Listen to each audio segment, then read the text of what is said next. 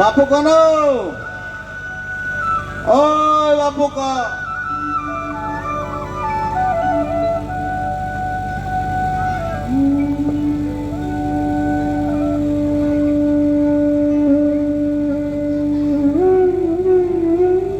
বাপু ক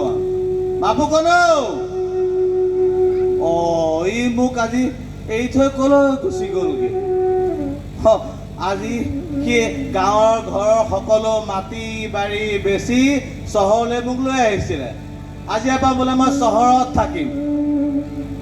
এতিয়া দেখোন এইখিনিতে এৰি থৈ মোক কলৈ গুচি গ'ল বাপু ক বাপু কন ই দেখোন নাইকিয়াই হৈ গ'ল মই কলৈ যাম বাপু কন ই চাগে মোৰ কাৰণে বজাৰ কৰিবলৈ গৈছে নাতিনীজনী চাগে বাট চাই আছে বোৱাৰীজনীয়ে পদূলি মুখত ৰৈ আছে চাগে বাপু কন তই চহৰলৈ আনি মোক ক'ত এৰি থৈ গুচি গলি মই ৰাস্তাও চিনি নাপাওঁ চকুৰেও মৰিব নোৱাৰো বাপু কন ইয়াৰ ই কলৈ গ'লগে বাপু কন মই ৰাস্তাৰ কাষতে ৰৈ থাকিম তই আহিবি দেই বাপু কন মই একো চিনি পোৱা নাই বাপু কন বাপু কন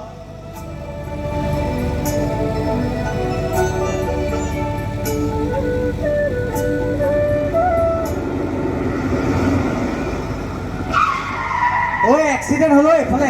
ৰাম এই মানুহটো গাড়ীয়ে খুন্দিয়াই দিলে চাচোন এম্বুলেঞ্চ এই ৰাম 108ত খবৰ দে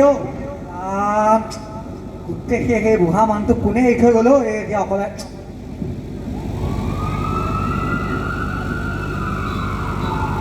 হেল্ল' ৰ'বা একো শুনা নাই কিবা এম্বুলেঞ্চ এখন ৰ'বাচোন হেল্ল' নন্দনী দিয়া জামেলা এটা শেষ হ'ল আৰু বুজিছা এই দেউতাৰ যিটো জামেলা আছিল এতিয়া টেনশ্যন নাই আৰু মই গোটেই গাঁৱৰ যিমানখিনি মাটি আছিল সকলোখিনি বিক্ৰী কৰি শেষ কৰি দিলোঁ নাই দেউতা মোৰ লগতে আহিছে মোৰ লগত আহি মানে গুৱাহাটীলৈকে মোৰ লগতে আহিলে এতিয়া এৰি দিলোঁ আৰু ক'ত যায় যাক বাদ দিয়া মাটি যাইটো নাই যদি তেখেতক ৰাখি কি কৰিম ন দিয়া কাইলৈ আমি ৰাতিপুৱাই যাম দে 6:45 আছে ফ্লাইট ঠিক আছে দিয়া তুমি পেকিংখিনি কৰি লোৱা দিয়া লাভ ইউ এটা জামেলা শেষ হ'ল আৰু দেই হেল্ল' ৰক্তিম বৰুৱা নেকি হয় কোনে ক'লে মই গুৱাহাটী GMCHৰ পৰা কৈছোঁ এইমাত্ৰ আপোনাৰ দেউতাৰ এটা এক্সিডেণ্টত মৃত্যু হৈছে আপুনি অনতি পলমে তেখেতৰ ডেড বডিটো GMCHৰ পৰা চামজি লওক ঠিক আছে বাৰু কি যে সমস্যাবিলাক হয় ন মই এতিয়া কাইলৈ ছিংগাপুৰ যাব লাগে দেউতা মৰিবলৈ আজিৰ দিনটোহে পাৰা নাই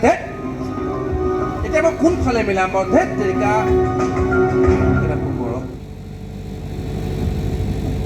অপিকো ক'ত আছ এই দেউতা ঢুকালে অলপ আগত এই গুৱাহাটীতে এক্সিডেণ্ট এটা হয় তই এটা কাম কৰচোন GMCHতে বডিটো আছে এটা বডিটো লৈ পেলাই গাঁৱৰ শ্মশানতে সৎকাৰ ব্যৱস্থাখিনি কৰি দে নাই পইচা পাতি কাৰণে 1% টেনশ্যন ল'ব নালাগে গাঁৱৰ মানুহে মদহে খাব কিমান টকাৰ মদ খাব আৰে মানুহে জানিব লাগিব তোৰ কাৰ দেউতাক মৰিছে মানুহে জানিব লাগিব যে ৰক্তিম বৰুৱাৰ দেউতাক মৰিছে গতিকে যোনে যিমান টকাৰ মদ খায় কিমান টকাৰ মদ খাব লাগে মদৰ কাৰণে চিন্তা কৰিব নালাগে ঠিক আছে নাই তোৰ কমিশ্যন তই পাই যাবি দে একো সময় নাই মই কাইলৈ ৰাতিপুৱা ছিংগাপুৰ যাম মানে দে ঠিক আছে দে বাই দেউতা ঢুকাল যেতিয়া ফেচবুকত পষ্ট এটা দি দিওঁ মোৰ দেউতা অলপ আগতে ঢুকাল RIP Oh my God, like আহিলে এইখনেই আমাৰ বৰ্তমানৰ আধুনিক সমাজ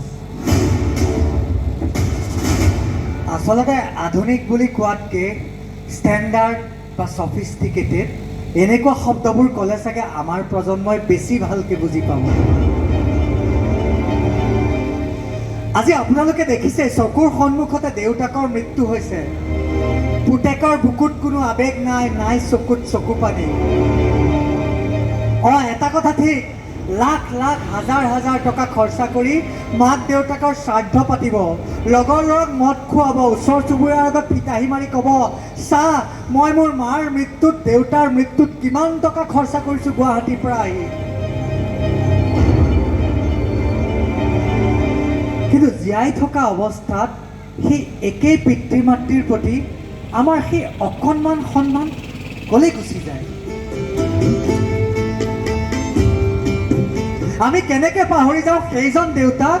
যিজন দেউতাই আমাৰ সামান্য জ্বৰ এটা হোৱা বুলি গম পালে চকু চলচলীয়া কৰি নিজে দৌৰিছিল ডাক্তৰ অথবা কোনোবা হস্পিটেললৈ। মায়ে আমাক বুকুত সাৱটি ধৰি নিচুকাবলৈ গাইছিল, আমাৰে মইনা শুবই। চলি আছে, মোৰ দেউতা 1 মিনিট আগত ঢুকাল,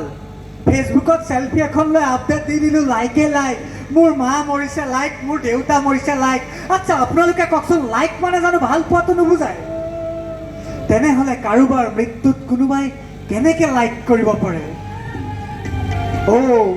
গোটেই জীৱনটো নিজৰ কথা চিন্তা নকৰি আপোনাক মোক নিজৰ ভৰিৰ ওপৰত থিয় দিব পৰা কৰি দিলেতো তেওঁলোকৰ প্ৰতি আমাৰ কৰ্তব্যৰ দায়িত্ব শেষ। এটা কথা ঠিক, বিহু অথবা পূজাত দেউতাক স্কিপাৰ গেঞ্জি এটা, বগা ৰঙৰ মাক 2x2 ব্লাউজ এটা দিয়াহেঁতেন তেওঁলোকৰ প্ৰতি আমাৰ কৰ্তব্য শেষ। কিন্তু আমি পাহৰি গ'লোঁ সেইজনী মাক, যিজনী মায়ে আমি সৰু থাকোঁতে নিজে বৰষুণত তিতি আমাক ছাতিৰ তলত লৈ নিজৰ চেঁচা চেঁচা আঙুলিৰে আমাৰ আঙুলিত ধৰি কয়, ভয় নকৰিবি শুন, মই আছোঁ। মাতৃ হেনো ভগৱান তুল্য। তেনেহ'লে সেই ভগৱানৰ শেষ আশ্ৰয় কেনেকৈ হ'ব পাৰে বৃদ্ধাশ্ৰম অথবা কোনোবা ৰাস্তা? নিজৰ মা দেউতাকে যদি, জন্ম দিয়া মা দেউতাকে যদি আমি সন্মান কৰিব নোৱাৰোঁ, আমি কি দেশ ৰক্ষা কৰিম, কিডাল জাতি ৰক্ষা কৰিম? চব আগবাঢ়ি যাওক দিয়ক। চীন দেশে নতুন নতুন প্ৰযুক্তি আৱিষ্কাৰ কৰক, আমেৰিকা ৰাছিয়াই নতুন নতুন দেশ নিজৰ দখললৈ আনক, কিন্তু আমি এই ওচৰ চুবুৰীয়া অসমীয়াকেইটাই আমাৰ মা দেউতাৰ লগত থকা সম্পৰ্কটো একেটা জেগাতে ৰাখোঁ দিয়কচোন। এটা কথা ঠিক, কোনোবা হাই প্ৰফাইল হাই ষ্টেণ্ডাৰ্ড মানুহ হয়তো আমাক ক'ব, হাঁহিব, এতিয়াও ইহঁতৰ বুঢ়া বুঢ়ী ইহঁতৰ লগতে থাকে, আহক। আমি এটাই কথা ফিতাহী মাৰি ক'ম, আমাৰ হাতত টকা পইচা একো নাথাকিলেও জীৱনৰ শেষ সময়ছোৱালৈকে জন্ম দিয়া মা দেউতা আমাৰ লগতে আছে। গতিকে আহক ৰাইজ, আজি শেনচোৱা পশ্চিম খুটিকটীয়া এইখন মঞ্চৰ পৰাই জীৱনৰ শেষ সময়ছোৱাত বেলেগ নহ'লেও নিজৰ মা দেউতাক সদায় একেলগতে ৰাখিম বুলি সংকল্প লৈ দেশ মাতৃৰ জয়গান গাই সকলোৱে একেমুখে কওঁ, বাজক তবা, বাজক শংখ, বাজক মৃদংখোল, অসম আকৌ উন্নতিৰ পথত, জয় আই অসমবোৰ, জয় আই অসমবোৰ।